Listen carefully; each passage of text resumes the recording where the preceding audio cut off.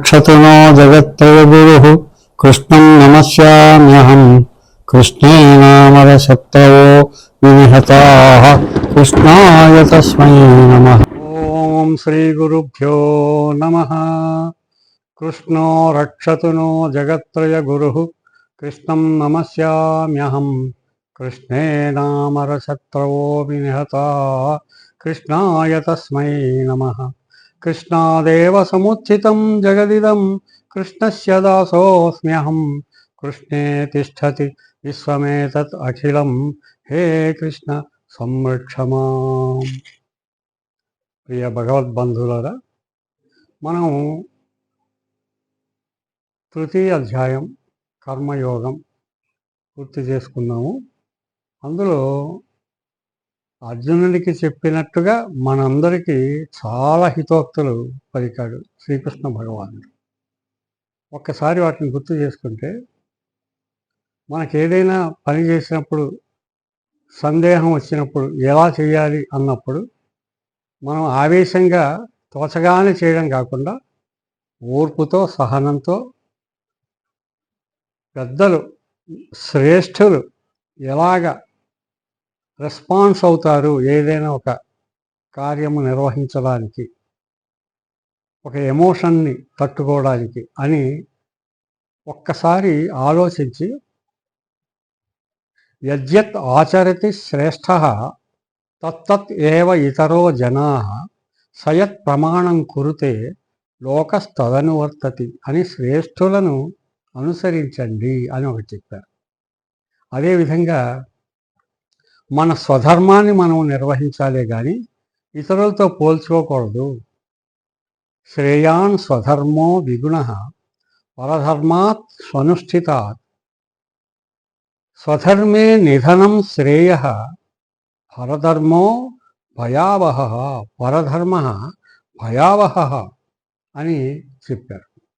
అలాగే ఇంకొక సందర్భంలో ఇంద్రియాలు మనస్సు చెప్పినట్టు వినాలి. ఇంద్రియాలకు తమ తోచినట్టు కళ్ళు, ముక్కు, చెవి, నాలుక, చర్మం వాటికి తోచినట్టు ప్రవర్తించకూడదు. మనస్సు చెప్పినట్టు వినాలి.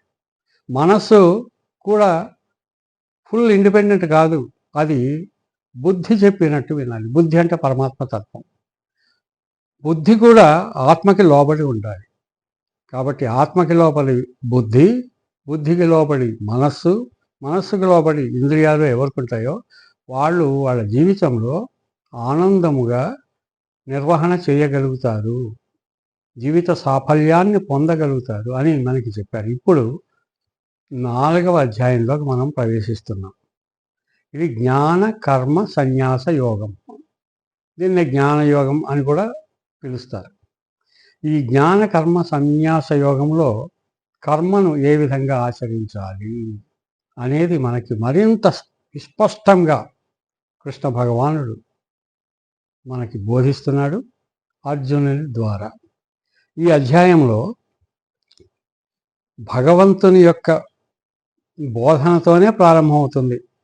ఇది మొదటి శ్లోకము. శ్రీ భగవాన్ ఉవాచ.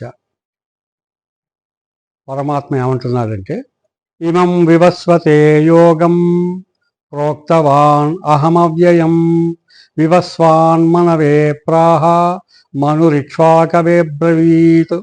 ఇమం వివస్వతే యోగం ప్రోక్తవాన్ అహం అవ్యయం వివస్వాన్ మనవే ప్రాహ మను ఇక్ష్వాకవే అబ్రవీత్. ఇప్పుడు నేను నీకు చెప్తున్నటువంటి బోధన ఏదైతే ఉందో ఇది నాకు అప్పటికప్పుడు తోచి ఏదో చెప్పేస్తున్నది, ఆవేశంగా చెప్తున్నది కాదయ్యా.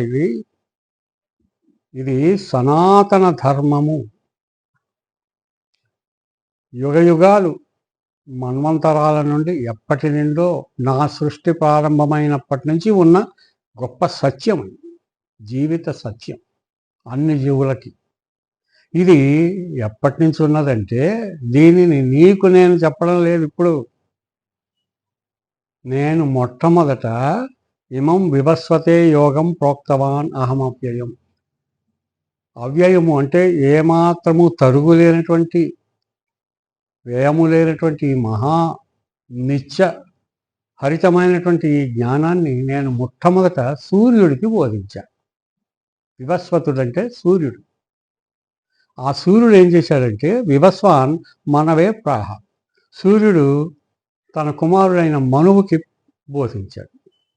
ఆ మనువు ఏం చేశాడంటే మనువు ఇక్ష్వాకవే అబ్రవీత్, ఆ మనువు తన కుమారుడైన ఇక్ష్వాకునికి బోధించాడు. అది అంత గొప్పది. సూర్యుడు అంటే సామాన్యుడా? వేల కొద్ది యుగాలకి పూర్వమే ఉన్నవాడు. వాటి గురించి మనం చర్చిద్దాం. ఏవం పరంపరా ప్రాప్తాం ఇవం రాజర్షయో విదుః సకాలేన మహత యోగో నష్ట పరంతప. ఈ విధంగా పరంపరగా వస్తున్నటువంటి జ్ఞానాన్ని నీకు బోధిస్తున్నానయ్యా.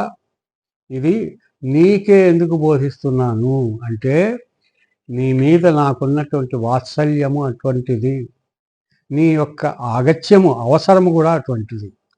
స ఏవాయం మయా తేజ్య యోగ ప్రోక్త పురాతన భక్తోసి మే సఖా చేతి రహస్యం హేతదుత్తమం. ఇదంతా కూడా నీకు నేను బోధిస్తున్నది ఏమిటి అంటే ఈ యోగ శాస్త్ర విజ్ఞానము. భక్తోసి మే, మే అంటే నా యొక్క భక్తుడవి కాబట్టి నేను నీకు బోధిస్తున్నా. ఐ హ్యావ్ సెలెక్టెడ్ యూ, నిన్ను నా శిష్యునిగా ఎంపిక చేసుకుని నేను బోధిస్తున్నానయ్యా. అంటే నీకంత గొప్ప ప్రైవసీ, అంత గొప్ప ఒక దానికి సంబంధించిన అర్హత కలిగినది, అర్హత ఉన్న వాళ్ళకే చెప్తాను నేను. సఖా చేత, నువ్వు భక్తుడవే కాదు నాకు సఖుడవి, అంటే you are the best and closest friend of mind, నా యొక్క స్నేహితుడు నువ్వు, అందుకని చెప్తున్నాను. భక్తుడవు, స్నేహితుడు కూడా. అందుకని రహస్యం హి ఏతదుత్తమం, ఈ ఉత్తమమైన రహస్య జ్ఞానాన్ని నీకు నేను బోధిస్తున్నాను అన్నాడు. అప్పుడు అర్జునుడు ఉన్నాడంటే ఇంత చక్కగా కృష్ణుడు చెప్తే అర్జునుడికి ఒక సందేహం వచ్చేసింది. మనకైనా వస్తుందా సందేహం? ఏమిటది? అపరం భవతో జన్మ పరం జన్మ వివస్వతః కరమేతద్విజానీయాం త్వమాదౌ ప్రోక్తవానితి. ఏమిటయ్యా కృష్ణ ఇలా అంటున్నావు? నువ్వు నా ఎదురుకుండా నిలబడి ఉన్నావు, నాకు బోధిస్తున్నావు, నాతో మాట్లాడుతున్నావు. ఇప్పుడు యుద్ధ భూమిలో ఉన్నాం మనం. నువ్వు నా సమకాలీకుడివి, కాంటెంపరీ మ్యాన్. నువ్వు నాతో పాటు ఇప్పుడు నాకంటే ముందు పుట్టావు, కొద్దిగా కొన్ని సంవత్సరాల ముందు నాతో పాటు జన్మించిన వాడివి. నువ్వు సూర్యుడికి బోధించావా? సూర్యుడేమో మనువుకు బోధించాడా? ఆ మనువేమో మళ్ళీ ఇక్ష్వాకుడికి బోధించాడా? అంటే నువ్వు ఇప్పుడు పుట్టింది ఇప్పుడు, బోధించింది ఎప్పుడో సూర్యుడికి బోధించా అంటున్నావు. నమ్మవచ్చా దీన్ని? ఇది కరెక్టేనంటావా? ఏమిటి ఈ మాట? నాకేం అర్థం కావట్లేదు.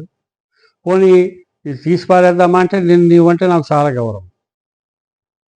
అప్పుడు భగవంతుడు అంటాడు, బహూని మే వ్యతీతాని జన్మాని తవ చార్జున. బహూని మే వ్యతీతాని జన్మాని తవ చ అర్జున. నీకు అనేక జన్మలు ఉన్నాయి. పూర్వజన్మలో ఎన్ని జంతువుల జన్మల్లోకి వెళ్ళావో, కీటకమయ్యావో, వృక్షాలయ్యావో, మనుషుడిగా జన్మించావో, ఏ రకంగా ఉన్నావో అనేక జన్మలు ఎత్తి ఇప్పుడు ఈవేళ ఈ జన్మలో అర్జునుడు అనే పేరుతో ఉన్నావు. తాన్యహం వేద సర్వాణి నత్వం వేత్త పరంతప. ఓ శత్రువుల్ని జయించేటువంటి వీరుడైన వాడివి అని ఎందుకన్నాడంటే అహంకారం కొద్దిగా ఉంది అర్జునుడిలో, నేను శత్రువులను జయించగలనని.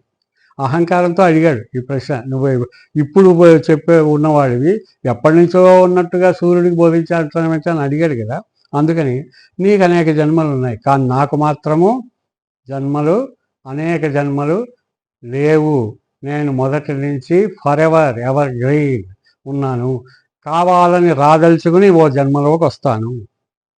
రాముడిగా జన్మించాను, ఇంకా అనేక రకాలైన జన్మలు ఎత్తాను, ఇప్పుడు కృష్ణుడిగా వచ్చాను. నేను పరమాత్మ రాదలుచుకొని తాను సృష్టించిన సృష్టిలోకి దిగి వస్తాడు అనేది తెలుసుకో. ఒక సాలెపురుగు ఉంది, అందులో పరమాత్మ లక్షణం పెట్టారు. గొప్ప లక్షణం ఉంది. ఏమిటది? సాలెపురుగు తన నోటి ద్వారా కడుపులోంచి దారాన్ని సృష్టించి ఆ దారంతో గూడు అల్లుతుంది. ఆ గూడుని చక్కగా అల్లుకొని తనకి నివాసయోగ్యంగా అల్లుకొని ఆ గూడులోకి తాను వచ్చి ఉంటుంది. అది పరమాత్మ యొక్క లక్షణం. తనలోంచి వచ్చిన దారాన్ని గూడుగా అల్లుకొని అందులో నివాసానికి యోగ్యంగా చేసుకుని ఉన్నటువంటి సాలెపురుగు మామూలు బలహీనమైన సాలెపురుగుకే అంత శక్తి ఉన్నప్పుడు ఆ శక్తి పరమాత్మ తన శక్తికి ఉదాహరణగా సాలెపురుగును సృష్టించాడు. సృష్టిలో ఉన్న అన్ని జీవరాశుల్లోనూ పరమాత్మలో ఉన్న ఏదో ఒక సుగుణం ఉదాహరణగా ఉంటుంది. అంటే అనేక జన్మలు పరమాత్మ తాను రాదలుచుకొని అవసరార్థం వస్తాడు. సంభవామి యుగే యుగే, మనకి రాబోయే సత్యాల్లో అవి కూడా వస్తుంది. అంచేత నేను సంభవిస్తాను, నేను కోరిక. కాబట్టి నువ్వు అడిగిన ప్రశ్న ఇప్పుడున్నావు అది ఎలా చేసావు అనడానికి లేదు. ఇందులో ఒక సైంటిఫిక్ ట్రూత్ ఉంది. ఈయన ఏమన్నాడు, సూర్యుడికి వివస్వతుడికి బోధించాను, వివస్వతుడు మనువుకి బోధించాడు, మనువు ఇక్ష్వాకుడికి బోధించాడు. ఇలాగ ఒక ఒక ఒక రకమైనటువంటి రూపాన్నిచ్చి సూర్య మను ఇక్ష్వాక అని చెప్పడం అనేది చక్కగా ఒక పాత్రకి చెప్పినట్టుగా సూర్యుడు ఆయన కుమారుడు అని చెప్పాడు. కానీ ఇందులో ఉన్న అంతరార్థం ఏమిటంటే వివస్వతుడు అంటే వివిధములైన మన లెక్కకు లొంగనటువంటి అనేక కిరణములు కలిగినటువంటి వాడు సూర్యుడు. సూర్యుడు ఎన్ని కిరణాలు, ఎన్ని కోటాను కోట్ల అనే పదం కూడా చాలా తక్కువ, అన్ని కిరణాలతో తాను విశ్వమంతా వ్యాపించి, ముఖ్యంగా భూమండలము చుట్టూ వ్యాపించి, మనందరికీ ఉదయము లేచినప్పటి నుంచి అసలు సూర్యుడికి సూర్యాస్తమయం సూర్యోదయం ఉండదు. ఆయన సూర్యోదయం మనం అనుకున్నది మన భూమి యొక్క కదలికని బట్టి, ఆయన సూర్యాస్తమయం మనం అనుకున్నది భూమి యొక్క కదలికని బట్టి. తన చుట్టూ తాను తిరుగుతూ సూర్యుడి చుట్టూ తిరుగుతుంది కాబట్టి, ఇలాగే అన్ని గ్రహాలు తిరుగుతాయి కాబట్టి కానీ సూర్యుడు అలాగే ఉంటాడు. కోటాను కోట్ల కిరణాలతో వెలుగులతో చిమ్ముతూ చక్కగా మన జీవితంలో మనకి ఈరోజు ఆధారభూతుడు. మనం ఆహారం తిన్నామంటే సూర్యుడే కారణం, పుట్టామంటే సూర్యుడే కారణం, పెరిగామంటే సూర్యుడే కారణం, సృష్టి స్థితి లయ అన్నిటికీ సూర్యుడే కారణం. సూర్యుడు is the representative of God, sun is the representative of God. ఆ సూర్యుడు ఒక నక్షత్రము, మనకు దగ్గరగా ఉన్న ఒక నక్షత్రం. ఈ నక్షత్రం నుంచి వచ్చినటువంటి ఈ వెలుగు కిరణాలే మన జీవితానికి ఆధారం. ఈ వెలుగు కిరణాలు ఎలా అంటే వివస్వతుడికి బోధించాలన్న దాంట్లో సైన్స్ ఏముందో చెప్పుకుంటున్నాం మనం. వివస్వతుడు అనేక కిరణాలు మనకి ప్రసారం చేస్తున్నాడు కదా. ఈ కిరణ ప్రసారము మనకి రావడం వల్ల మనకి వెలుతురు వస్తుంది, ఊపిరి నిలుస్తోంది, జీవితాలు ఉన్నాయి, పెరుగుతున్నాం. అన్ని రకాల జీవరాశులు వాటి యొక్క జీవితాన్ని సృష్టి స్థితి లయ జరుగుతాయి. ఇదంతా భగవత్ ఆజ్ఞ. అయితే ఎలా జరుగుతుంది? మన సైంటిస్టులు కనిపెట్టిన గొప్ప విషయం ఏంటంటే సూర్యుని యొక్క కాంతి కిరణము సెకనుకి 1,88,670 మైళ్ళు ప్రయాణం చేస్తుంది. ఒక సెకనుకి 1,88,670 మైళ్ళు అంటే కిలోమీటర్లో, మనం ప్రస్తుతం కిలోమీటర్లో చెప్పుకోవాలి అంటే 2,15,000 కిలోమీటర్లు ఒక సెకన్కి. ఆయన మనకు ఎంత దూరంలో ఉన్నాడు అంటే సైంటిఫిక్గా ఆయన కొన్ని వేల వెలుగు సంవత్సరాల దూరంలో ఉన్నాడు అంట. దాన్ని మైళ్ళు కిలోమీటర్లు అని చెప్పం, వెలుగు సంవత్సరాల దూరం అని చెప్తారు సైంటిస్టులు. అన్ని దేశాల్లో, ప్రపంచం అంతా కూడా ఆ ల్యాబ్స్లో వాళ్ళు క్యాల్కులేట్ చేసి లెక్క కట్టి చెప్పేది కూడా ఏ నక్షత్రం ఎంత దూరంలో ఉందంటే ఈ నక్షత్రం మనకి ఇన్ని కోటాను కోట్ల వెలుగు సంవత్సరాల దూరంలో ఉంది. వెలుగు సంవత్సరం అంటే సెకనికి 1,88,670, మరి నిమిషానికి ఇంటూ 60, మరి గంటకి ఇంటూ 60, మరి రోజుకి ఇంటూ 24, మరి సంవత్సరానికి ఇంటూ 365.4. మనం సుమారుగా 365 రోజులు చెప్పుకుంటాం. అంటే సెకన్కి ప్రయాణించే వెలుగు యొక్క ప్రయాణము ఇంటూ 60 ఇంటూ 60 ఇంటూ 24 ఇంటూ 365.4. అప్పుడు ఎన్ని కోటాను కోట్ల కిలోమీటర్లు అవుతుందో లేక మైళ్ళు అవుతుందో అలాంటివి కోటాను కోట్ల సంవత్సరాల దూరంలో ఈ నక్షత్రాలు, వేల కొద్ది సంవత్సరాల దూరంలో సూర్యుడు ఉంది. అంటే ఈ సృష్టి ఎంత విచిత్రంగా ఉందో. అయితే ఇప్పుడు ఇది ఎందుకు మనం చెప్పుకున్నాము అంటే,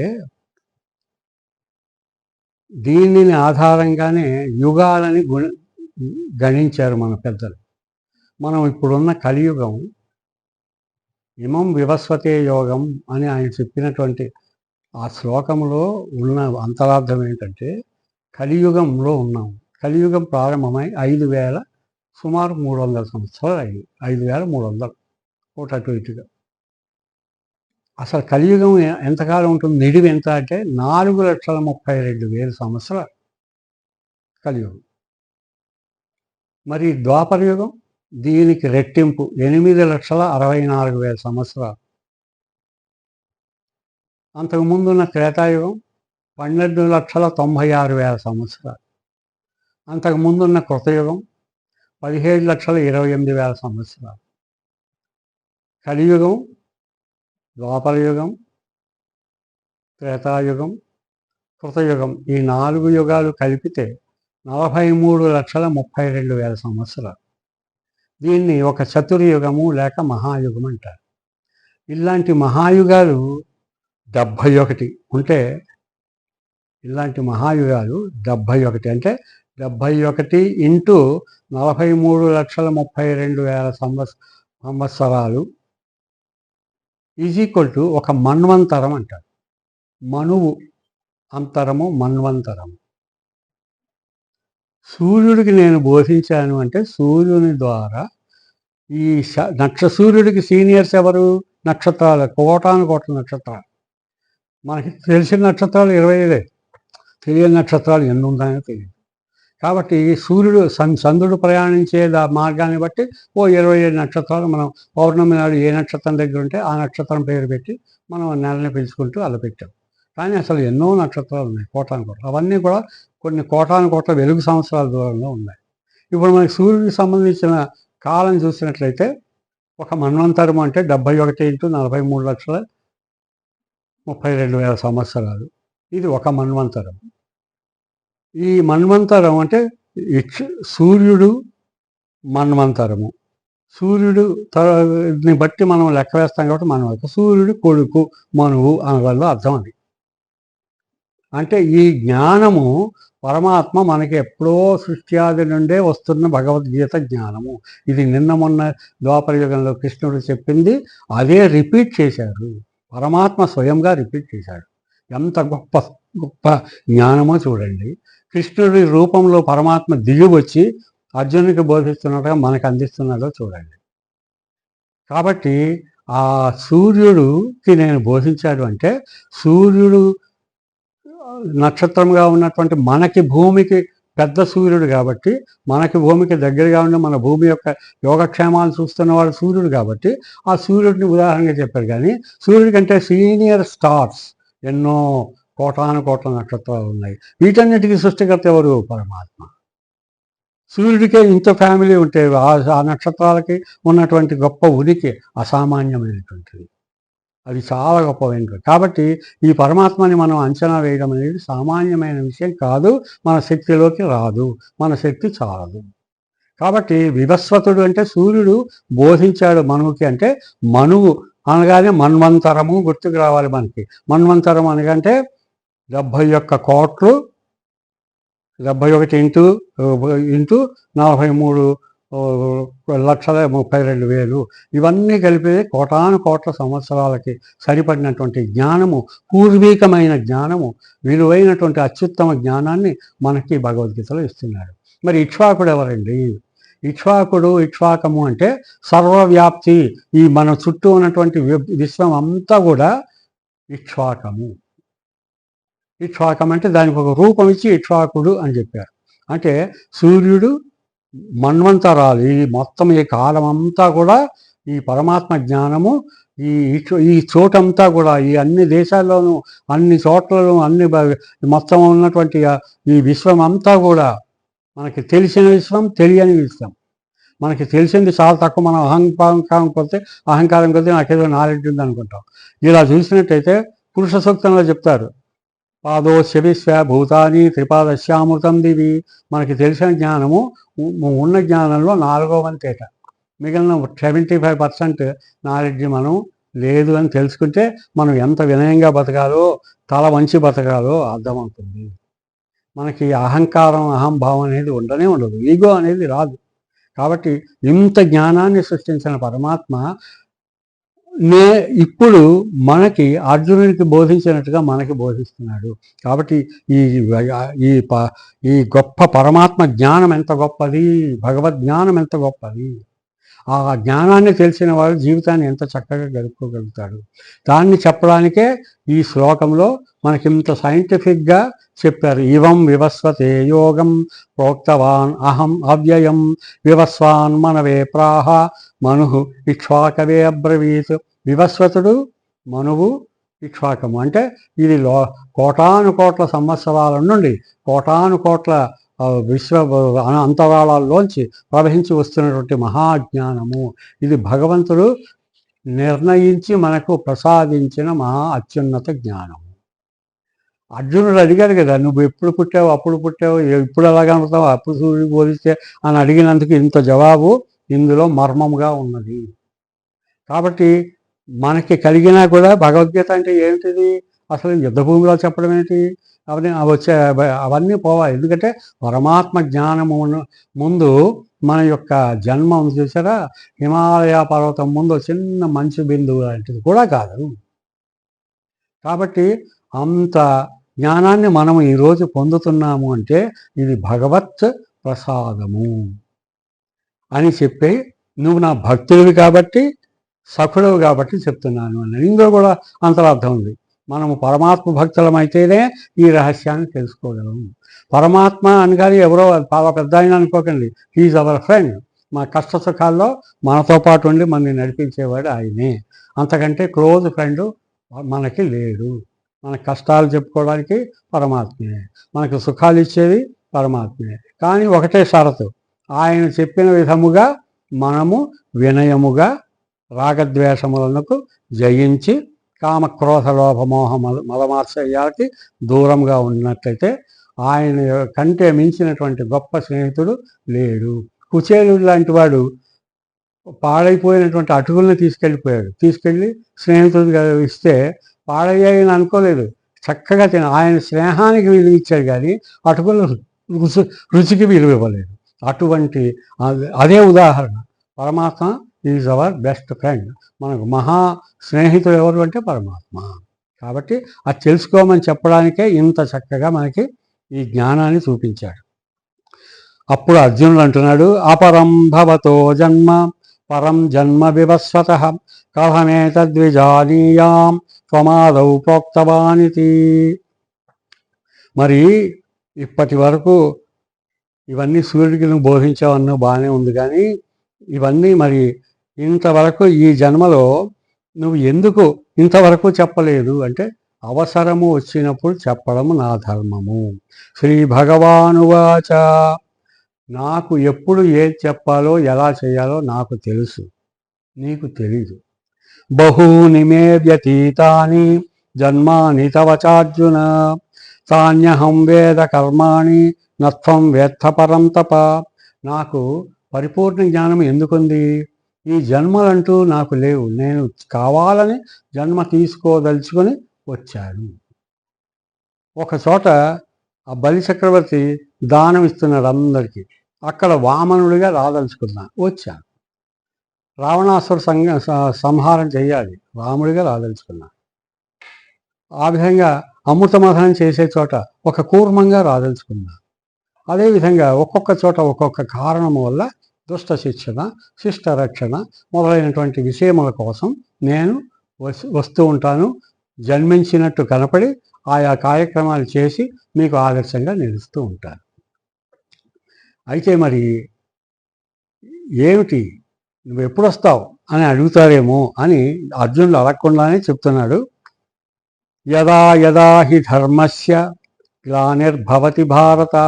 నేను రాదలుచుకుని వస్తానంటే ఎప్పుడు రాదలుచుకుంటావు అంటే అని అడుగుతావేమో చెప్తున్నాను. ఈ శ్లోకం చాలా ప్రసిద్ధమైనటువంటి శ్లోకములు ఇప్పుడు చదివేవి రెండు. ఇది గీత యొక్క సారాంశముగా మనం తీసుకోవాలి. యదా యదా హి ధర్మస్య గ్లానిర్భవతి భారత అభ్యుత్థానమధర్మస్య తదాత్మానం సృజామ్యహం. ఇది పైకి కనపడే అర్థం ఏమిటంటే, ఎక్కడెక్కడ ధర్మానికి గ్లాని జరుగుతుందో, ధర్మానికి హాని జరుగుతుందో, కీడు జరుగుతుందో, అధర్మం అక్కడ వ్యాపిస్తుందో, విజృంభించుతుందో, అభ్యుత్థానం అధర్మస్య తదాత్మానం సృజామ్యహం. అక్కడ నేను జన్మించి అవతరించి ఆ అధర్మాన్ని నాశనం చేసి ధర్మాన్ని ప్రతిష్టాపన చేస్తాను. ధర్మం ప్రతిష్టాపన చేస్తాను. ధర్మ ప్రతిష్టాపన భగవంతుని వల్ల జరుగుతుంది. భగవత్ ఉద్దేశము ధర్మ ప్రతిష్టాపన, establishment of justice of life. ఈ ధర్మం అనేది మన జీవితంలో మనం అది అర్థం చేసుకోవాలి. అంతరార్థం, మనలో ఏదైనా ఒక పని చేయడానికి ఆకర్షణ వస్తూ ఉంటే ఆకర్షణ వైపు వెళ్ళిపోతూ ఉంటుంది మైండ్, ఇంద్రియాలు వెళ్ళిపోతుంటాయి, మనసు దాని మీద వెళ్ళిపోతుంటుంది. అప్పుడు బుద్ధి చెప్తుంది తప్పు, నీకు అవసరం లేదు అని. ఆ చెప్పడమే పరమాత్మ యొక్క అవతారం. మనలోనే ఉన్నాడు పరమాత్మ, మంచి చెడు చెప్తాడు. ఆయన చెప్పినట్టు వినడం మన ధర్మం, వినాలి. అది ఇందులో ఉన్న అంతరార్థం. పై కనపడే అర్థం ఏంటంటే, రూపంతో వస్తాను, ఒక రూపంతో వచ్చి ఆ అధర్మాన్ని పోగొడతాను. ఓకే, అది కరెక్టే, ఇది కరెక్టే. ఇంకా ఏం చెప్తున్నారు మరి? ఎలాగండి, ఎలా వస్తాడు పరమాత్మ? నేను మంచివాడిని ఎలా తెలుస్తుంది దేవుడికి అంటే, పరిత్రాణాయ సాధూనాం వినాశాయ చ దుష్కృతాం ధర్మ సంస్థాపనార్థాయ సంభవామి యుగే యుగే. పరిత్రాణాయ సాధూనాం, సాధుజనులందరినీ రక్షించడం కోసం నేను అవతరిస్తా. నేను అవతరిస్తా అంటే ఎందుకు అవతరిస్తారండి మీరు అని అడిగితే జవాబు, సాధుజనులని రక్షించడం కోసం వస్తాడు. సాధువులు అంటే మంచివాళ్ళు, మంచి మాత్రమే అనుసరించేవాళ్ళు, చెడు జోలికి వెళ్ళని వాళ్ళు, చెడు వైపు వెళ్ళరు. చెడు భావన, చెడు మాట, చెడు చూపు, చెడు కార్యం చెయ్యరు. చెడు చూపు ఉండదు, చెడు మాట ఉండదు, చెడు ఆలోచన ఉండదు, చెడు పనులు ఉండవు, చెడుకు దూరంగా ఉంటారు. వాళ్ళు సాధుజనులు. మనం అలా ఉండొచ్చు. మనం అలా ఉంటే పరమాత్మకి దగ్గరగా ఉంటాం. పరిత్రాణాయ సాధూనాం వినాశాయ చ దుష్కృతాం. దుష్కృతులు అంటే చెడ్డ పనులు చేసేవాళ్ళు. చెడ్డ పని ఎప్పుడు వస్తుంది? చెడ్డ ఆలోచన ఉంటే వస్తుంది. చెడ్డ ఆలోచన ఎప్పుడు వస్తుంది? చెడు ఆకర్షణలకి లొంగితే వస్తుంది. చెడు ఆకర్షణలు ఎక్కడ ఉంటాయి? మనం ఎప్పుడు పరీక్షిస్తూ ఉంటాయి. వాటికి వైపు మనం వెళ్ళకూడదు. We should not be attracted by evils. No evil in our life, no attractions. Be straight forward in your life. ముక్కుకి సూటిగా అంటాం చూడండి, అంతే. Be straight forward, be noble minded, noble minded, be exemplary, be example, be modest అని ఆ రకంగా ఉండాలి. అంచేత పరిత్రాణాయ సాధూనాం వినాశాయ చ దుష్కృతాం ధర్మ సంస్థాపనార్థాయ సంభవామి యుగే యుగే. అన్ని యుగాల్లోనూ మనం ఇందాక చెప్పుకున్నాం, కలియుగం, ద్వాపరయుగం, త్రేతాయుగం, కృతయుగం. ఈ 4 యుగాల్లోనూ ఇప్పుడు కృతయుగంలో చాలామంది మునులే ఉండేవారు, చాలా సత్యానికి ఎక్కువ విలువ ఉండేది. త్రేతాయుగంలో రావణాసుర సంహారం అయింది. ద్వాపర యుగంలో కంస సంహారం అయింది. అనేక రకాల రాక్షస సంహారం అయింది. కలియుగంలో కూడా అటువంటి ఎప్పుడు జరిగినా అవుతూ తప్పనిసరిగా నేను 4 యుగాల్లోనూ తప్పకుండా వస్తున్నాను. యుగే యుగే. ఇది పైకి కనపడే అర్థం. యుగం అంటే జంట అని ఒక అర్థం. జంట, మంచి చెడు, 2 జంటలు. మంచి చెడు అక్కడ ఉన్నప్పుడు మంచికి కనుక హాని జరిగితే చెడు తప్పకుండా చెడుని నాశనం చేయడానికి నేను వస్తాను. మనలో మంచి భావం పుట్టిస్తాడు, మంచి ఆలోచన పుట్టిస్తాడు. మంచికి వ్యతిరేకంగా ఎవరైనా ఉంటే దాన్ని, ఆ మంచిని గెలిపించడానికి మనలో బలాన్ని ఇచ్చి మన చేత ఆ మంచిని గెలిపిస్తాడు. ఆ విధంగా ఎప్పుడు పరమాత్మ ఒక రూపంలోనూ మనతో ఉంటాడు, ఒక గుణం రూపంలో కూడా మనతో ఉంటాడు. పరిత్రాణాయ సాధూనాం వినాశాయ చ దుష్కృతాం ధర్మ సంస్థాపనార్థాయ సంభవామి యుగే యుగే. కాబట్టి నువ్వేమిటనుకున్నావు? ఇప్పుడున్నావు, సూర్యుడికి ఎలా బోధించావని అడిగావు కదా. నేను ఎప్పుడు నిత్య శాశ్వతుడిని. I am there for ever. Ever green. కాబట్టే నేను ఈరోజు నీకు ఈ విధమైన మంచి నడత గురించి చెప్తున్నాను. ఇది మనకి వ్యాస మహర్షి కృష్ణుడి ద్వారా మనకి నేర్పుతున్న ఒక గొప్ప జీవిత పాఠం, జీవిత సత్యం. ఇది ఇది తెలుసుకోమని చెప్పారు. కాబట్టి అయితే మరి ఎలాగండి అని మనకి డౌట్ వస్తుంది. దేవుణ్ణి మనం ఎలాగా, స్నేహితుడు అంటున్నారు మరి పటాలు పెట్టి పూజించడం, గుళ్ళకెళ్ళడం, ఇవన్నీ రకరకాలుగా ఎలా పూజించాలి దేవుణ్ణి? నువ్వు ఎలా అయినా పూజించు.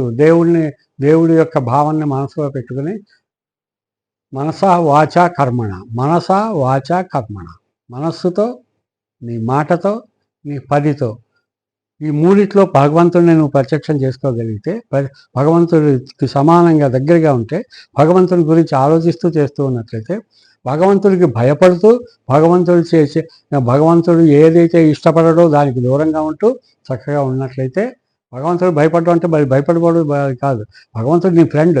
కాబట్టి భగవంతుడు చక్కగా మనకి శ్రేయోభిలాషిగా ఆయన చెప్పిన మాట వింటూ, ఒక నాన్న అమ్మ చెప్తే ఎలా వింటామో అలా వింటూ ఉంటే మనకి తప్పకుండా ఉంటుంది. కాబట్టి ఎవరైనా సరే నన్ను ఎలా పూజించినా నేను వాళ్ళకి దగ్గరగా ఉంటాను అని చెప్పడానికి, ఏ యథా మాం ప్రపద్యంతే తాంస్తథైవ భజామ్యహం మమ వర్తమానువర్తంతే మనుష్యా పార్థ సర్వశః. కాబట్టి ఓ అర్జున, ఏ డౌట్ పెట్టుకోకు.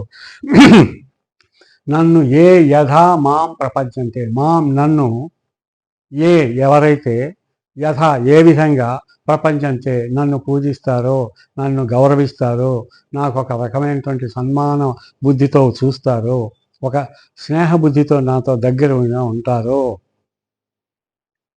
తథైవ భజామ్యహం, వాళ్ళు ఏ విధంగా పూజించినా నేను వాళ్ళకి దగ్గరగా ఉంటాను, వాళ్ళని చూసుకుంటూ ఉంటాను, వాళ్ళ వెల్ఫేర్ నేను చూస్తాను. యోగక్షేమం వహామ్యహం మమ వర్తమానువర్తంతే మనుష్యా పార్థ సర్వశః.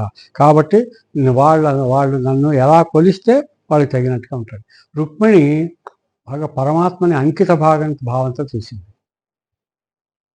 సత్యభామ కూడా చాలా గొప్పదే, కానీ రుక్మిణికి ఉన్న అంకిత భావము కొంచెం కంపేర్ చేసినట్లయితే సత్యభామలో కొన్ని భ్రమలు ఉన్నాయి అనుకుందాం.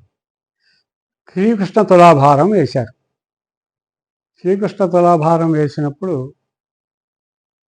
శ్రీకృష్ణుడిని మనం సత్యభామ భార్యలు తీసుకోవాలి అంటే ఆయన్ని ఆయనకి సమానమైన, ఆయన బరువుకి సమానమైనటువంటి ధనమో లేకపోతే నగలో ఏదో వేసి ఒక విలువైన వస్తువుని వేస్తే ఆ వస్తువుని ఆయనకి ఇచ్చేస్తే నారదుడికి ఆయన హ్యాండ్ ఓవర్ చేసేస్తారు కృష్ణుడిని. ఈ కథ మనందరికీ తెలిసిందే. సత్యభామ మొత్తం నగలన్నీ వేసి ఆయన ఒక చోట కూర్చోబెడితే ఇలా కిందకు వచ్చాడు, ఈ తాసు పైకి వచ్చింది, అన్నీ వేశారు. ఎన్ని వేసినా తాసు పైనే ఉంది. కృష్ణుడి యొక్క బరువు తగ్గట్లే. ఈ రెండు సమానంగా వస్తే కానీ అది రాదు. అన్ని నగలు, ఎక్కడెక్కడ నగలు, ఎక్కడెక్కడ ఆభరణాలు, ధనము అంతా కూడా మూటలు తీసుకొచ్చి పెట్టినా కృష్ణుడికి కిందే ఉన్నాడు. అయిపోయింది. సత్యభామ ఇగో అంతా అయిపోయింది.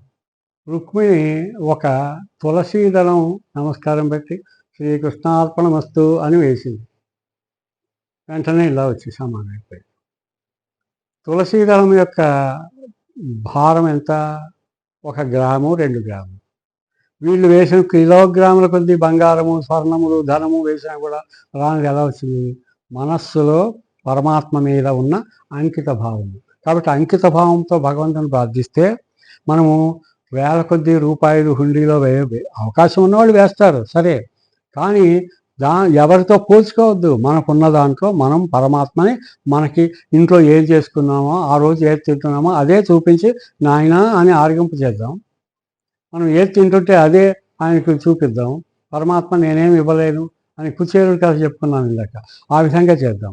అలాగా కాబట్టి ఎవరు ఎలా ప్రార్థిస్తే, స్నేహితుడిగా ప్రార్థిస్తే స్నేహితుడిగా రక్షిస్తా, ఒక పెద్ద ఆయనగా ప్రార్థిస్తే భగవంతుడిగా ప్రార్థిస్తే భగవంతుడిగా చూస్తా, అందరినీ నేను రక్షిస్తా.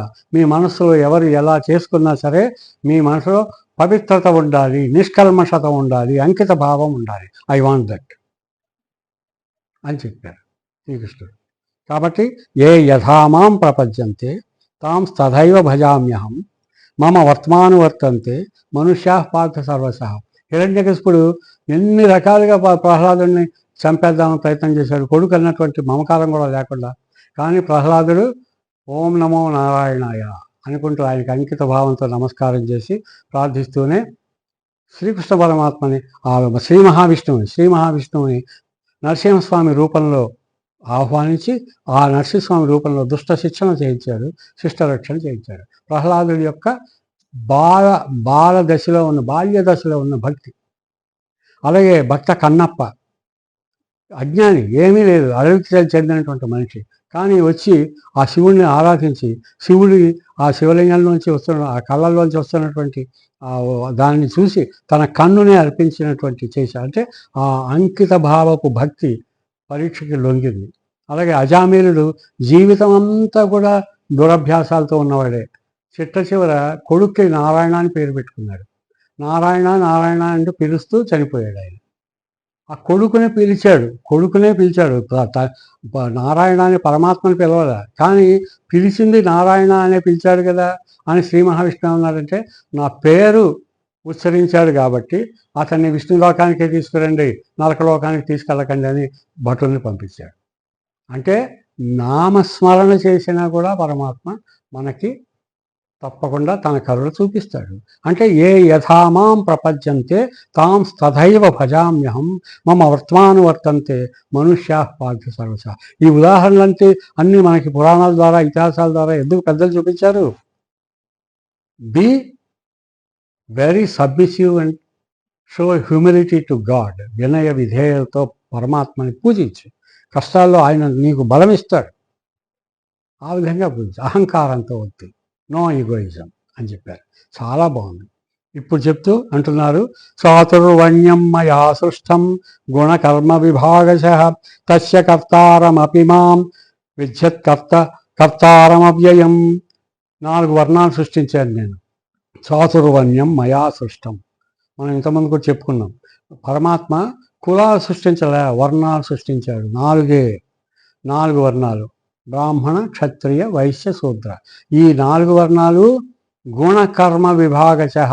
అండర్లైన్, గుణముని బట్టి కర్మని బట్టి. మన శరీరములో మేధాశక్తికి సంబంధించినది శిరస్సు పైభాగం అంతా కూడా బ్రాహ్మణ్యము.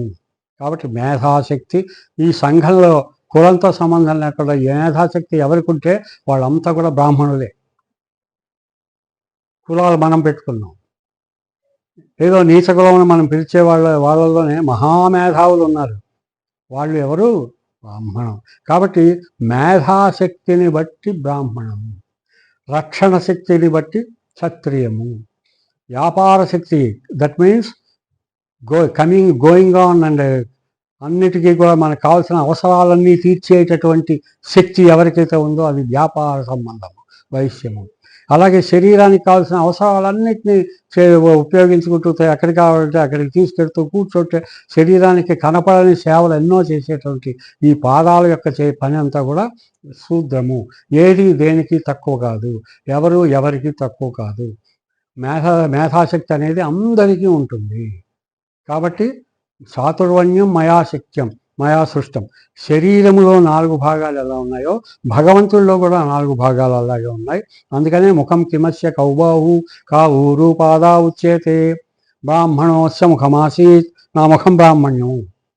బాహూరాజన్య కృతః ఊరు తదస్య యద్వైశ్య పద్భ్యాం శూద్రో అజాయత అని పురుష సూక్తంలో చెప్పారు. కాబట్టి 4 వర్ణములు పనులని బట్టి సంఘానికి పనికొచ్చే పనులు ఇవన్నీ. సంఘంలో బతికే జీవరాశులకు పనికొచ్చే పనులన్నీ. ఎవరైతే ఈ పనులన్నీ చేసిన వాళ్ళు మహాసేవకులు. బ్రాహ్మణులు మహాసేవకులు, వైశ్యులు మహాసేవకులు, క్షత్రియులు సేవకులు, శూద్రులు సేవకులు. ఈ రకమైన కాబట్టి అందరూ సంఘసేవ చేస్తేనే మనకి బతుకుంది, లేకపోతే బతుకులేదు. ఈ విధంగా గుణ కర్మ విభాగశః, గుణాన్ని బట్టి చేసే పనుల్ని బట్టి ఈ వర్ణములు అనేది నేను సృష్టించానే కానీ ఇప్పుడు వేరే ఇవి లేకపోయినట్లయితే సంఘము ఉద్ధరింపబడదు, అభివృద్ధిలోకి వెళ్ళదు. కాబట్టి సంఘ అభివృద్ధి కోసం, జీవ అభివృద్ధి కోసం నేను సృష్టించినటువంటి చాతుర్వణ్యములు ఇవి. ఈ విషయం నువ్వు తెలుసుకొని వీటన్నిటికీ ఏ విధంగా అయినటువంటి ప్రోత్సాహం ఇవ్వవలను, నీవు ఇవ్వవలను, అది చూడవలనే కానీ మమకారము పక్షపాతము మొదలైనది ఉండకూడదు. కాబట్టి నీవు నీ యొక్క కర్తవ్యాన్ని నువ్వు చేయాలి. ఏం చెయ్యాలి, ఏం చేయకూడదు అని ఆలోచించుకునేటప్పుడు ఏది చెయ్యాలి అన్నప్పుడు నలుగురికి ఉపయోగించే పని చెయ్యాలి. స్వస్తి ప్రజాభ్య పరిపాలయంతాం అని ఎందుకు చదువుతున్నాం మనం? లోకా సమస్త సుఖినో భవంతు, సర్వే జనా సుఖినో భవంతు, అందరూ బాగుండాలి అన్నప్పుడు అందరూ బాగుండాలి అనే నినాదానికి వ్యతిరేకంగా ఎవరైతే ఉంటారో వాళ్ళని, ఆ దుష్టులను నీవు శిక్షింపవలెను. అది తెలుసుకోవాలి. అందుకని పక్షపాత బుద్ధిని వదిలిపెట్టని చెబుతూ కిం కర్మ కిమ కర్మేతి కవయోప్యత్ర మోహితా తత్తే కర్మ ప్రవక్ష్యామి యజ్ఞాత్వా మోక్షసే అశుభాత్. కాబట్టి కర్మ గురించి నేను ప్రస్తుతం నీకు చెప్తున్నది అదే మెయిన్. దీని వెనక పాయింట్ కర్మ, duty. Your duty is to be preferred. What is the duty in front of me? నేను నా ఎదురుకుండా ఏం చేయాలి, ఇప్పుడేం చేయాలి అది ఆలోచించుకు చేయాలి. ముందుకు వెళ్ళకొద్దు, వెనక్కొద్దు, ముందు గతం వద్దు, భవిష్యత్తు కాదు, అన్నీ ఇంకేమీ కాదు. వర్తమానంలో నీవు చేయవలసిన కర్తవ్యం ఏమిటి? What is the duty I am expected to do అనేది అర్థం. కిం కర్మ కిమ కర్మేతి, కర్మ ఏది, ఏది కర్మ కాదు. కవయోప్యత్ర మోహితా. ఇప్పుడు నేను చెప్పిన విషయాలు తీసుకున్నట్లయితే నీకు అర్థమవుతుంది. తత్తే కర్మ ప్రవక్ష్యామి యజ్ఞాత్వా మోక్షసే అశుభాత్. కాబట్టి నీ ఎదురుగా ఉన్నటువంటి కర్తవ్యాన్ని నువ్వు చేయి. అక్కడ రాగద్వేషాలు ఉండకూడదు. దీనివల్ల నాకు లాభం ఏంటి, నాకేం లాభం అంట, నాకేమైనా నష్టం వస్తుందేమో, ఎవరో ఏదో అనుకుంటాడేమో, వాడేమనుకుంటాడు, ఇవన్నీ కాదు ఆలోచనలు. ఈ డ్యూటీ నేనులో నా భాగం ఏమిటి? స్విచ్ చేయగానే దీపం వెలుగుతుంది, ఆలోచిస్తుందా వెలగాలా వద్దా అని ఆలోచించదు. ప్రాణం లేని దీపమే స్విచ్ చేయగానే వెలుగుతుంది. అనేక యంత్రాలు స్విచ్ చేయగానే వాటి డ్యూటీని చక్కగా సంతోషంగా కర్మని చేస్తున్నాయి, నువ్వెందుకు చెయ్యవు? కాబట్టి నీ డ్యూటీ నువ్వు చెయ్యవలసింది అని చెప్తూ దాంట్లో ఉన్న సారాంశం మరొకసారి చెప్తున్నారు. త్యక్త్వా కర్మఫలాసంగం నిత్యతృప్తో నిరాశ్రయః కర్మణ్యభిప్రవృత్తోపి నైవ కించిత్ కరోతి సహ. This is the essence of all these shlokas. ఏమిటంటే త్యక్త్వా కర్మఫలాసంగం, కర్మఫలాసంగాన్ని త్యక్త్వా, ఈ పని చేయడం వల్ల నాకేమిటి లాభం అనేటటువంటి దాని మీద ఉన్న ఇంటరెస్ట్, కుతూహలము ఏదైతే నీకు ఉందో దాన్ని త్యక్త్వా వదిలిపెట్టు. Leave it of. Don't think about the result of the work. You have to do your work sincerely. Result is the concern of God. God gives you. If you have done a good thing, God gives you good result. If you have done a bad thing, God gives you bad. What is bad, what is good, you find out in your work and do your work very sincerely. జీవితంలో నీ ఎదుర్కొన్న ఉన్న కార్యాన్ని నీవు సిన్సియర్గా, భర్తగా ఇంట్లో కుటుంబంలో భార్యని చక్కగా చూసుకో, భార్యగా నీ డ్యూటీ చేయి, కొడుకుగా చేయి, తండ్రిగా నీ చేయి, ఒక వ్యాపారస్తుడిగా, ఒక ఉద్యోగిగా, ఒక అధికారిగా, ఒక పని చేసేవాడిగా, ఏ రకంగా చూసుకున్నా నీకు ఒక డ్యూటీ, ఒక ప్రిస్క్రైబ్డ్ డ్యూటీ, ఒక విధింపబడినటువంటి కర్మ ఉంది. ఆ కర్మ నువ్వు చేయి. అంతేగాని ఫలితం గురించి ఆలోచించడానికి it is not your business, నీ యొక్క ధర్మం కాదు. త్యక్త కర్మఫలాసంగం నిత్యతృప్త నిరాశ్రయ. నీవెప్పుడు ఉండాలి? నిత్యతృప్తుడివై ఉండాలి. You should be happy with your present position. Greed leads to loss. దురాశ దుఃఖానికి చేటు. Greed always leads to loss. దురాశ ఉండకూడదు. Should not be greedy. నీ డ్యూటీ నువ్వు చేయి. 100% జస్టిస్, న్యాయం చేయి. నిత్యతృప్తుడు అయి ఉండు. బాగా చేశానా? Very good. What is next? That is your concern. అంతవరకే. కర్మణ్యభిప్రవృత్తోసి నైవ కించిత్ కరోతి సహా. ఇది కాకుండా వేరే రకంగా ఆలోచించేవాడు పని చేయలేడు. అది చాలా పొరపాటు. కాబట్టి నిత్యతృప్తుడు అయి ఉండు. ఇది మనం రాసుకోవాల్సిందే. మనం ఎక్కడ కూర్చుంటామో అక్కడ గదిలో గోడ మీద రాసుకొని నిత్యతృప్తిగా ఉండవాలని మనం రాసుకోవాలి. ఎందుకంటే కంటెంట్మెంట్ ఈజ్ బ్లిస్ అన్నాడు ఎవరు, వర్డ్స్వర్త్ అనే మహాశయుడు ఇంగ్లీష్లో. సంతృప్తిని మించిన సంపద లేదు. సంతృప్తి. ఒక ఆయన రోడ్డు మీద నడుస్తూ వెళ్తున్నాడు, జేబులో 10 రూపాయలే ఉన్నాయి, నడుస్తున్నాడు, అంతకంటే డబ్బులు లేవు. కానీ నేను ఆయన్ని ధనవంతుడనే పిలుస్తాను. ఎందుకంటే ఆయన వెళుతున్నాడు, ఒక టీ షాపు దగ్గర ఆగాడు, కనపడింది, టీ తాగాలనిపించింది.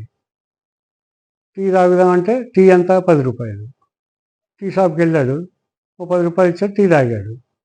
అనుకున్న పని అయిందిగా, టీ తాగాడుగా, మళ్ళీ వెళ్ళిపోయాడు. అనుకున్న పని చేయగలిగడానికే ఈ మనం తయారు చేసుకున్న ఈ డబ్బు, రంగు కాగితాలు, నోట్లు ఇవన్నీ కూడా. మనం అనుకున్న పని చేయడానికి తగినంత డబ్బు మన దగ్గర ఉన్నప్పుడు మనం ధనవంతులు కాకుండా ఎలా ఉంటాం? మనం ఏదో కలగని ఆ పని చేద్దాం, ఈ పని చేద్దాం అనుకుని దానికి సంబంధించిన డబ్బులు లేకపోతే పేదవాళ్ళం అని మనం తక్కువ అంచనా వేసుకుంటున్నాం. మనకి ఈరోజు ఏం కావాలో అది మన దగ్గర ఉన్నప్పుడు అంత మనకంటే సంపద ఎవరికి లేనట్టే. కాబట్టి సంతృప్తిలోనే సంపద ఉంది. Contentment is bliss, satisfaction is great, it is a boon. Boon అంటే వరం. మనకి సంతృప్తిని మించిన సంపద లేదు. లక్ష్మీదేవి అంటే డబ్బు, నోట్లు, బంగారం కాదు, ఆస్తులు పాస్తులు కాదు, సంతృప్తి. ఈరోజు మనం బాగున్నామా లేదా, అది చాలా ముఖ్యం. అందుకని ఏం చెప్తున్నారంటే కృష్ణ భగవానుడు, యదృచ్ఛాలాభ సంతుష్టో ద్వంద్వాతీతో విమత్సర సమ సిద్ధావసిద్ధౌ చ కృత్వాపి న విభజ్యతే. యదృచ్ఛాలాభ సంతుష్ట, మోస్ట్ ఇంపార్టెంట్, చాలా గొప్ప పదం. యదృచ్ఛ లాభ సంతుష్ట. ఎంత డబ్బు కావాలో, యదృచ్ఛ అంటే మనకి అనుకోకుండా ఎంత కావాలో అంతా మన చేతికి రావడం. నెలలు పనిచేయగానే నెల జీతం వస్తుంది. ఎవరితోనో పోల్చుకొని మన జీతం ఇంతే, వాడి జీతం దానికంటే ఎక్కువ అని పోల్చుకోవడం ఎందుకు? మనం చేసే పనికి మనకు వస్తుందా లేదా. యదృచ్ఛ లాభ సంతుష్ట, దొరికిన అమౌంట్తో సంతోషపడాలి. ఇంత ప్రాక్టికల్గా చెప్పారంటే చూడండి, ఆయన ద్వాపర యుగంలోనే చెప్పారు. ద్వాపర యుగం అంటే ఎప్పుడు? మన కలియుగం 4,32,000 సంవత్సరాలకి పూర్వం 8,64,000 సంవత్సరాల యుగం ద్వాపర యుగంలో చెప్పిన మాట ఈ రోజుకి ఎంత అన్వయిస్తోందో, ఎంత కరెక్ట్గా ఉందో, మనని దారి నడుపుతోందో, లైట్ హౌస్ లాగా మనకి దారి చూపిస్తోందో చూడండి. యదృచ్ఛాలాభ సంతుష్ట. If we want to be very happy in our life, we should be very satisfied with what ever is available. ద్వంద్వాతీతో విమత్సర సమ సిద్ధావసిద్ధౌ చ కృత్వాప్సి నిబధ్యతే. అంటే దొరికిన దాంతో సంతృప్తి పడాలి. ఒక గురువుగారు ఉన్నారు. ఆ గురువుగారి దగ్గర రోజు ఆయన ఏం చేస్తారంటే సాయంత్రం పూట ఊళ్ళోకి వెళ్ళి, అమ్మ భిక్షాందేహి అని చెప్పి భిక్ష సంపాదించుకుంటారు, తెచ్చుకుంటారు, తింటారు. మిగిలినంతా కూడా సన్యాసి, మహాసన్యాసి, ఏమీ ఎవరి మీద ఆధారపడరు, ఎవరి దగ్గర ఏమీ ఆశించరు, మంచి విషయాలు చెప్తుంటారు. సరే, ఆయన ఊళ్ళోకి వెళ్తే ఆయన మీద గౌరవం కొద్దీ చాలామంది ఆహార పదార్థాలు బాగా వేస్తున్నారు. అది చూసి చాలామంది, మనం కనుక గురువుగారి దగ్గర బాగా ఉంటే మన భోజనానికి లోటు ఉండదు అని గురువుగారి దగ్గర చేరారు. దేనికి చేరారు గురువుగారి దగ్గర? ఆహారం బాగా వస్తుంది, గురువుగారు అంటే ఊళ్ళో అందరికీ కూడా ఇష్టమే, చాలా గౌరవం అని చెప్పి చేశారు. సరే, ఈయన ఎవరు వచ్చినా కాదనే తత్వం కాదు. అందరు సాయంత్రం 5 అవగానే 5ంటికో 6ంటికో ఒక కార్యక్రమం బయలుదేరి అందరూ వెళ్ళి ఆహారం అంతా తెచ్చుకునేవారు. తెచ్చుకున్నాక పంచుకునేవారు, తినేవారు, అందరికీ పెట్టి బాగుంది, సరిపోయేది, బాగుంది, ఆకలి అనేది చక్కగా లేకుండా హాయిగా బాగుంటుంది. ఇలా జరుగుతుండగా ఒక రోజున సాయంత్రం గురువుగారు బయలుదేరారు భిక్షాటనికి. భవతీ భిక్షాందేహి అని అడిగి తెచ్చుకోవడానికి. వారి వెనకాతల ఉన్న శిష్యులందరూ 20 మందో 30 మందో వెళ్ళారు. ఆ రోజున ఏ ఇంటికి వెళ్ళినా కనీసం ఒక్క మెతుకు అన్నం కూడా భిక్ష రాలేదు. ఏమీ రాలేదు. ఒక్క రొట్టె ముక్క రాలేదు, ఒక్క కూర ముక్క రాలేదు, ఏమీ లేదు. అన్నీ కూడా భిక్షా పాత్రలు ఖాళీగా ఉన్నాయి.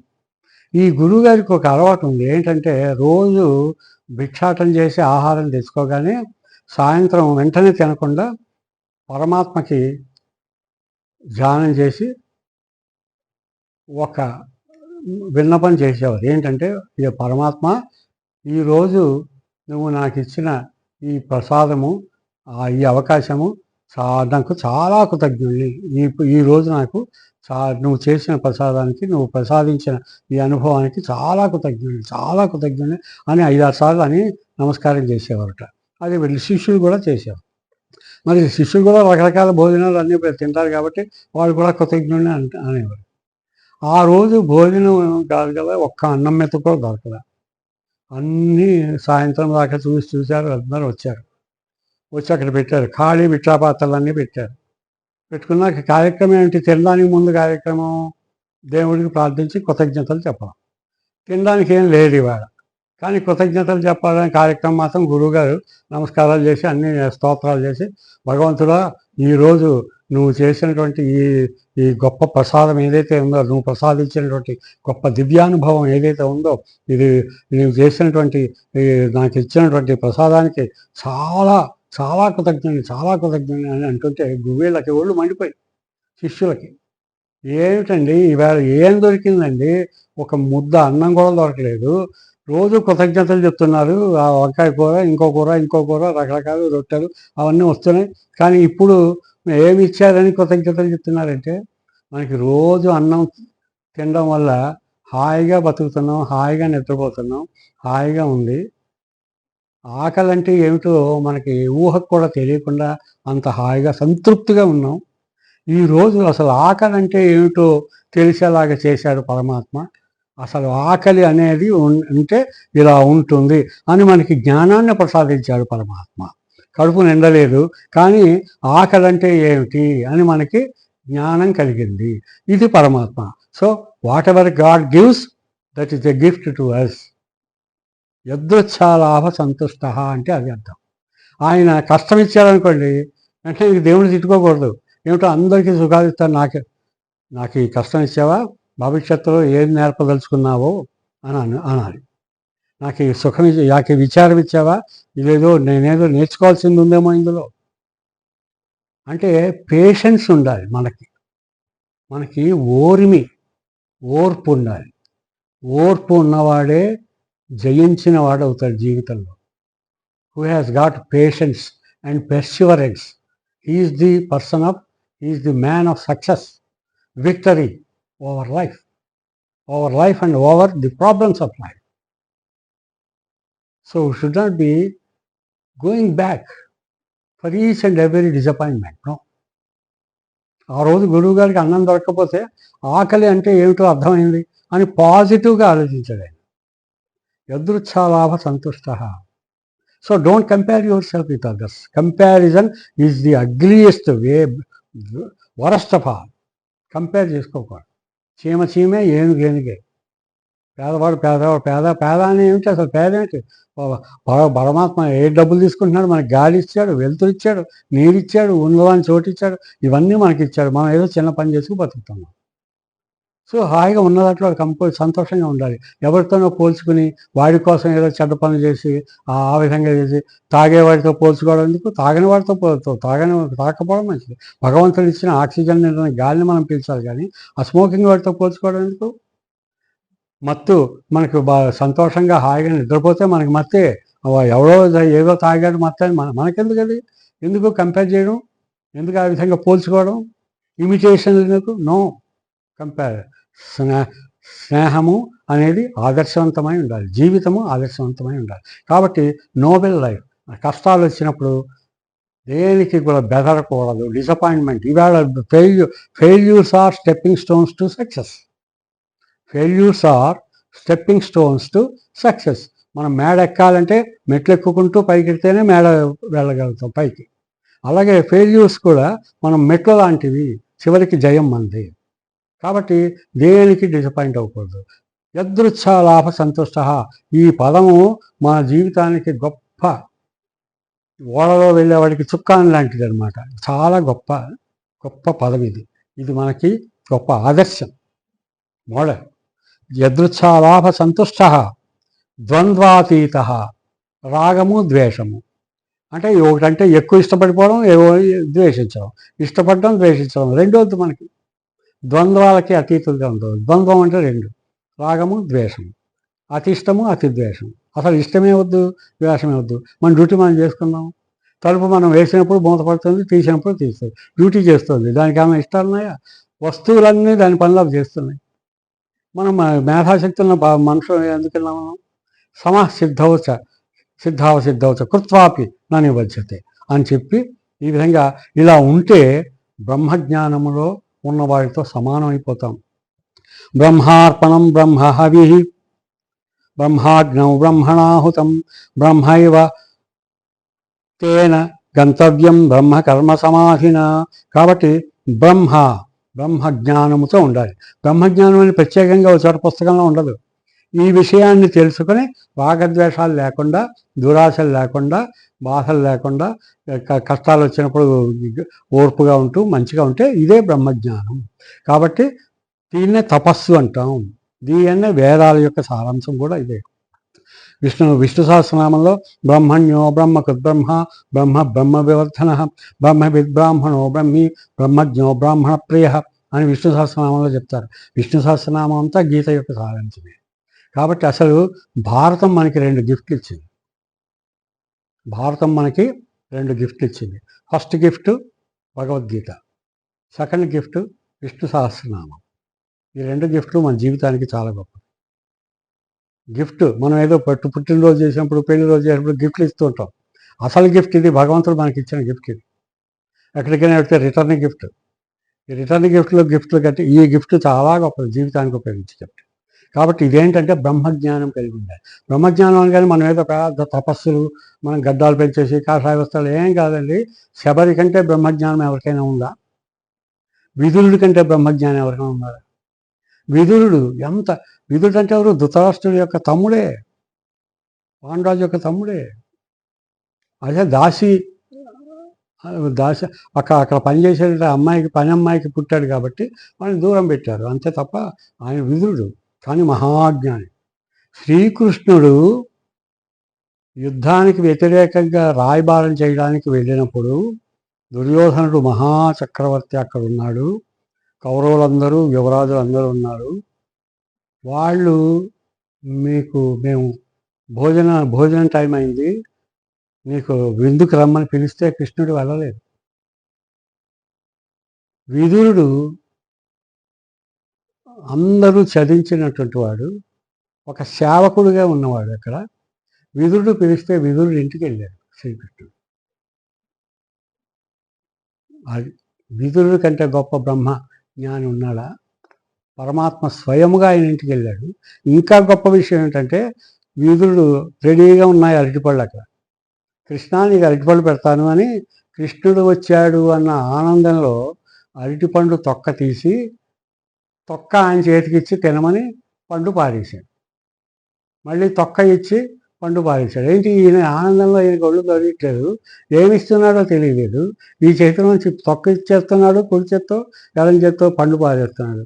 కృష్ణుడు ఆనందంగా తొక్క తీసుకు తింటున్నాడు, పండు చేసి చూడలేదు.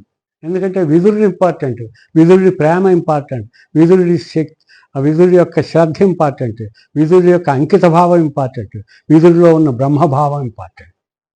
బ్రాహ్మీ స్థితి ఇది. బ్రాహ్మీ స్థితి అంటే శబరి. ఆ మహర్షి వస్తాడు, రాముడు వస్తాడు, ఎప్పటికైనా వస్తాడు, ఇక్కడికి ఎదురు చూస్తూ ఉండు అంటే రోజు అడవికి వెళ్ళి పళ్ళు కోసుకొచ్చేది. ఓ రోజు రాముడు వచ్చాడు. వస్తే చక్కగా రాముడికి పళ్ళన్నీ కూడా మయాతే సంచితం వన్యం వివిధం పురుషర్షభ. రామాయణంలో శ్లోకం ఇది. శబరి అంటుంది స్వయంగా రాముడితో, మయాతే సంచితం వన్యం మయాతే వివిధం వన్యం సంచితం పురుషర్షభ తవార్థే పురుష వ్యాఘ్ర పంపాయా తీర సంభవ. పంపా నదీ తీరమునందు ఉన్నటువంటి అడవులలో పండే అనేక రకాలైనటువంటి కాయలు పళ్ళు అన్నీ పోగు చేశాను నాయన, తీసుకొచ్చాను, నువ్వు తిను అని పెడుతుంది. ఎవరికి పెడుతోంది? పరమాత్మకు పెడుతోంది. విష్ణువు యొక్క అవతారం. పెట్టేదెవరు? ఒక ఆటవిక స్త్రీ, ఆ బ్రహ్మ భావము ఆమెలో ఉంది. అందుకని మన పెద్దలు ఆమె కొరికి చూసి రుచి కూడా చూసి పెట్టిందంటారు. అది పక్కన పెడదాం ఆ పాయింట్. కానీ ఆమె భక్తి భావము చూడండి. పరమాత్మ ఎంత అంటే ఆ బ్రాహ్మీ స్థితి అనేది మనకి కూడా వస్తుంది. మనము only condition is we have to practise that. మనము దాన్ని ప్రాక్టీస్ చేయాలి. ఏమిటది? కర్మ. కర్మ చేయడం దేవుడి పూజలు ఎక్కువ చేస్తే వస్తుంది మోక్షం అని కాదు. దేవుడికి చేద్దాం. కానీ మనం చేసే పని ఏదైతే పని ఉందో ఆ పనిలో ద్వంద్వాతీత విమత్సర యదృచ్ఛాలాభ సంతుష్ట. ఆ వచ్చిన దాంతో సంతృప్తి పడి రాగద్వేషాలకు అతీతంగా ఉండండి. చాలు. పరమాత్మకి నువ్వు బట్టే ఇష్టం. You are the dearest friend of God, supreme God, universal God, universal monarch. అది ఇది ఒక యజ్ఞం లాంటిది. భక్తి కూడా యజ్ఞమే.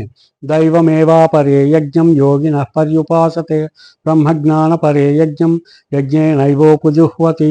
ఈ విధంగా బ్రహ్మజ్ఞానము కలిగి ఉండవలసింది. ఇలా ఉంటే యజ్ఞమవుతుంది.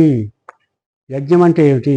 ద్రవ్యయజ్ఞాస్తపో యజ్ఞ యోగ యజ్ఞాస్తధాపరే స్వాధ్యాయజ్ఞాన యజ్ఞాశ్చ యతయ సంసితవ్రతా. రకరకాల యజ్ఞాలు ఉన్నాయండి. ద్రవ్యయజ్ఞము, తపోయజ్ఞము, యోగయజ్ఞము, స్వాధ్యాయ యజ్ఞము, జ్ఞానయజ్ఞము, ఇలా యజ్ఞాలు ఎన్నో రకాలు ఉన్నాయి.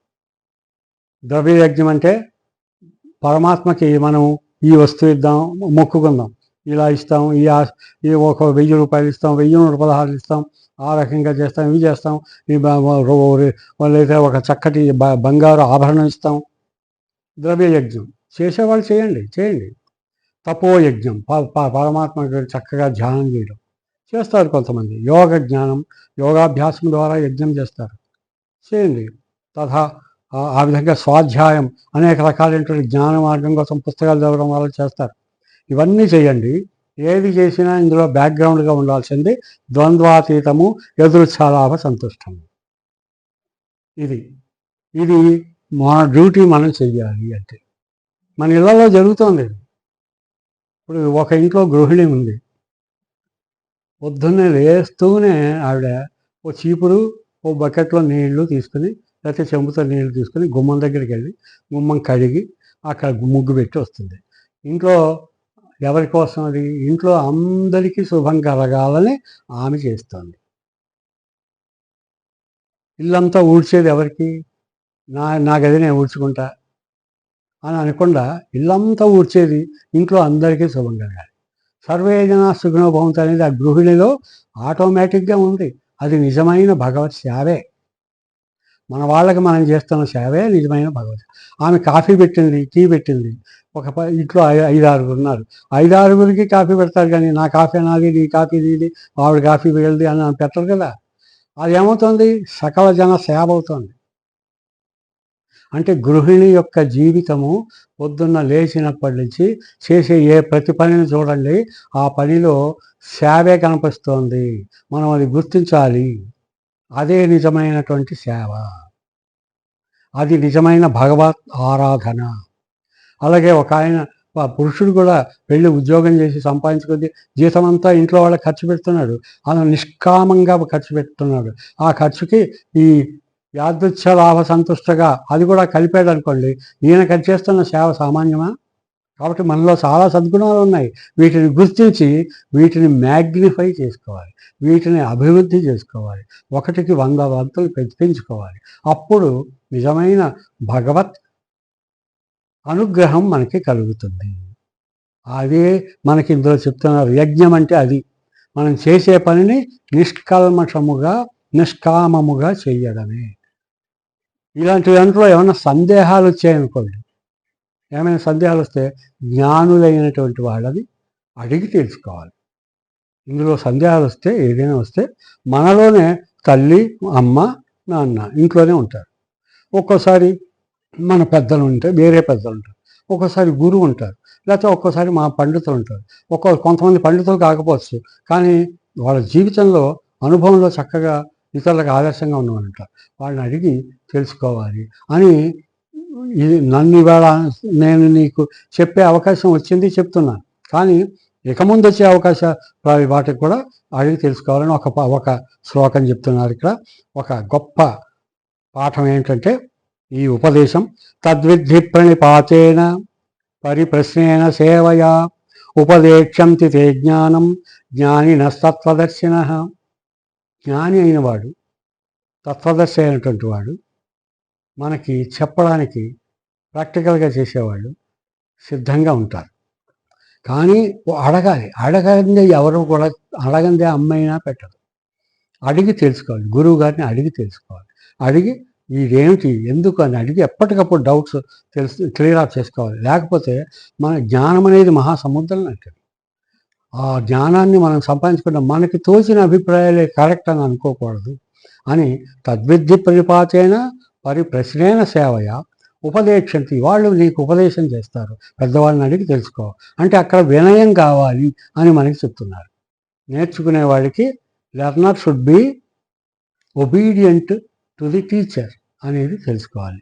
ఈ శ్లోకానికి ఒక ప్రాముఖ్యత ఉంది. ఏంటంటే షిరిడి సాయిబాబా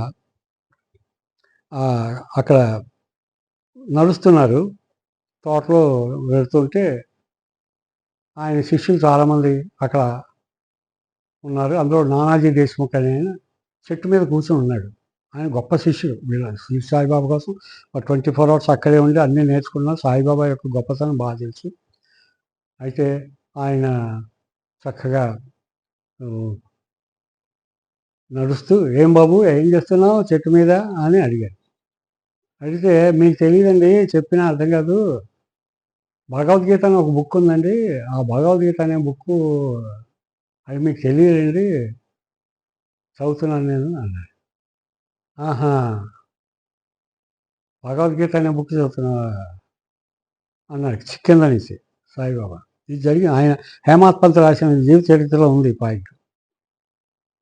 అని నువ్వు చదువుతున్నది 4వ అధ్యాయం కదా, అందులో నువ్వు చదివే శ్లోకం విను అని. తద్విద్ధి ప్రణిపాతేన పరిప్రశ్నేన సేవయ ఉపదేక్షంతి తే జ్ఞానం జ్ఞానిన తత్వదర్శనః అని చదివేశారు అని అనేశారు. అదేంటంటే నేను అదే శ్లోకం చదువుతున్నానండి మీకు ఆయన అంటే అప్పుడు వెంటనే కిందకు వచ్చి కాళ్ళకి నమస్కారం చేస్తే, ఆ శ్లోకం ఏమర్థం చేసుకున్నావో చెప్పు బాబు అంటే, ఇంకా అర్థం కాలేదంటే ఏదో చదువుతున్నాను, మీరు అడిగారు కదా భగవద్గీత పేరు మీరు వినరేమో అనుకున్నాను అంటే. అయ్యే నాయన, పరమాత్మ అందరికీ సమానుడే, పరమాత్మ బోధన అందరికీ ఉంటుంది. పరమాత్మ తద్విద్ధి ప్రణిపాతేన, నేను చెప్తా విను, దాని అర్థం నేను చెప్తాను అని ఆయన ఈ శ్లోకానికి బోధించారు. ఏంటి? తద్విద్ధి ప్రణిపాతేన పరిప్రశ్నేన సేవయ. నేర్చుకోవాలి అనుకున్నవాడు గురువు గారికి సేవ చేస్తూ, ఆయన దగ్గర వినయంగా ఉంటూ, పరిప్రశ్నేన, రకరకాల ఒక ప్రశ్న కాదు, పరిప్రశ్నేన వివిధములైన ప్రశ్నలు వేస్తూ, విద్ధి ఏ విధంగా అయినా తెలుసుకోవాలని ఆయన్ని అడగాలి. గురువుగారు అని అడిగి తెలుసుకోవాలి. అప్పుడు వారు జ్ఞానాన్ని ఉపదేశిస్తారు. తత్వదర్శనులు కాబట్టి, విషయాన్ని తెలుసుకున్నవాళ్ళు కాబట్టి, జ్ఞానులు కాబట్టి ఆ జ్ఞానాన్ని కాబట్టి మనం వినయంగా తెలిసిన వాడి దగ్గరికి వెళ్ళి తెలియని వాడు నేర్చుకోవాలి. నాకే తెలుసు, ఐఆమ్ ది మోనార్క్ అని అనుకోకూడదు. ఈ విషయంలోనే, మామూలు ఆధ్యాత్మికమే కాదు, ఏ చిన్న విషయంలో అయినా సరే ఎవరి గొప్పదో. చీమ దగ్గర మనం అనుకున్నాం, చీమ దగ్గర నేర్చుకోవాల్సినవి ఉన్నాయి, కాకి దగ్గర నేర్చుకోవాల్సింది. కాకి సామాన్యురాల, కోకిల యొక్క పిల్లల్ని పొదిగి కోకిలకి జన్మనిచ్చేది కాకి. అలాగే ఏది తీస్తాం, మనం మొన్న కచ్చప న్యాయం అనుకున్నాం, తాబేలు దూరంగా వెళ్ళి గుడ్లని పొదుగుతుంది భగవంతుడిలాగా. అలాగే మార్జాల కిశోర్ న్యాయం, పిల్లల్ని ఎంత బాగా చూసుకుంటుంది, భగవత్ యొక్క అదొక అంశం. అలాగే మర్కట కిశోర్యం, ఏది తీసుకోండి అందులో ఒక గొప్పతనం ఉంటుంది. గుర్రం ఉందనుకోండి, గుర్రంలో ఒక గొప్పతనం ఉంది, ఎన్నో సేవలు చేస్తుంది, కానీ ఏనాడు కూర్చోదు, గుర్రం నుంచునే ఉంటుంది జీవితంతా. కూర్చుంది అంటే గుర్రం చనిపోయినట్లు లెక్క. ఆ నుంచునే శక్తి ఎవరిచ్చారు? పరమాత్మ ఇచ్చాడు. కాబట్టి ఎవరిని చూడండి, మనకంటే చిన్నవాళ్ళల్లో కూడా ఏదో ఒక గొప్ప క్వాలిటీ ఉంటుంది, అది మనం తెలుసుకోవాలి. ఈ శ్లోకం యొక్క సారాంశం.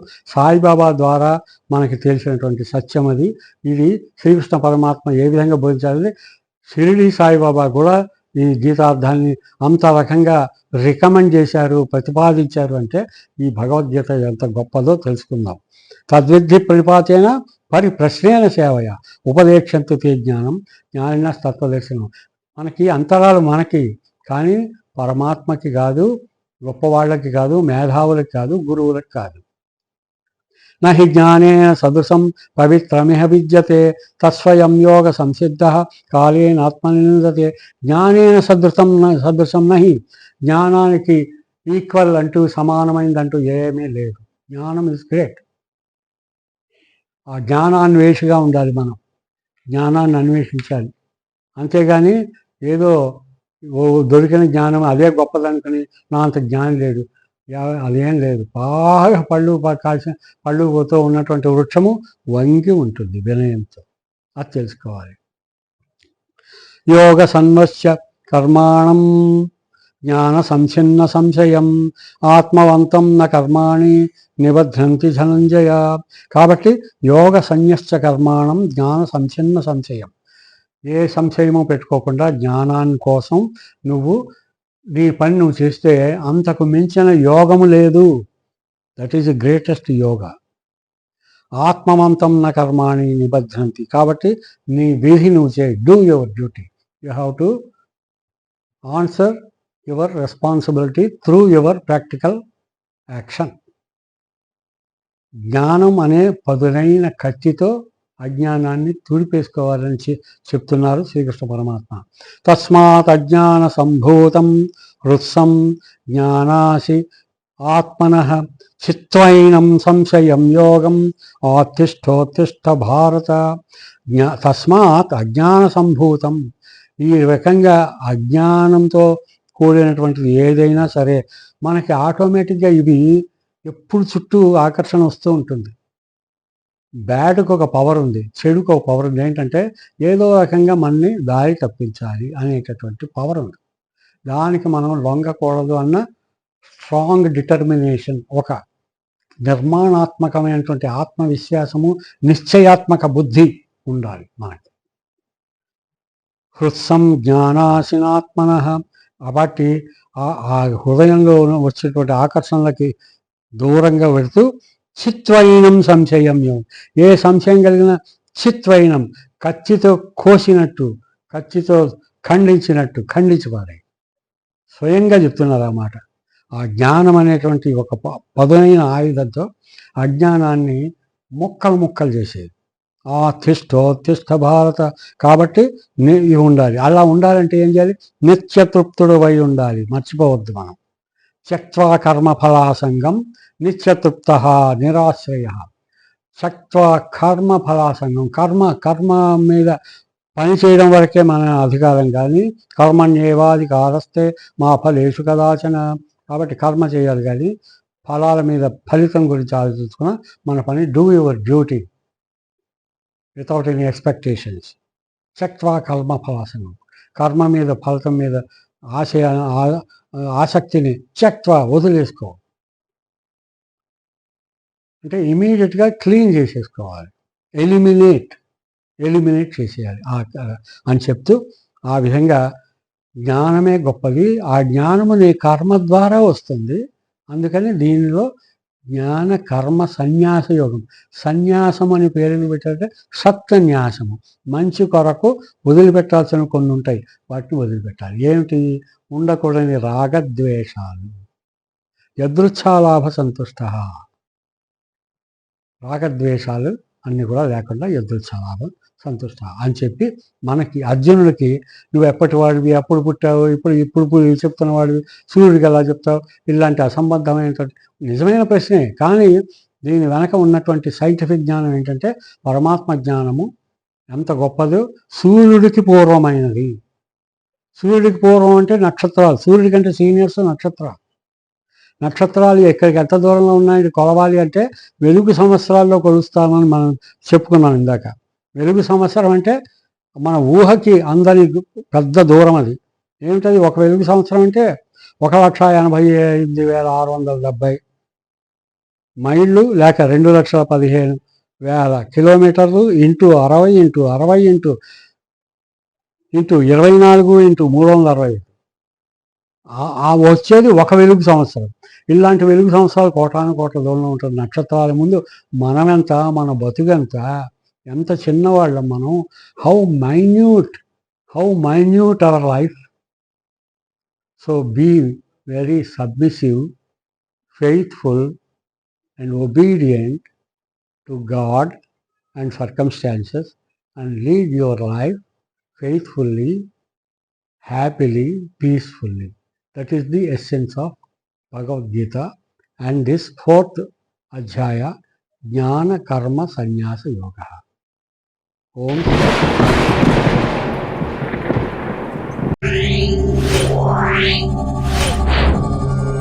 Shanti.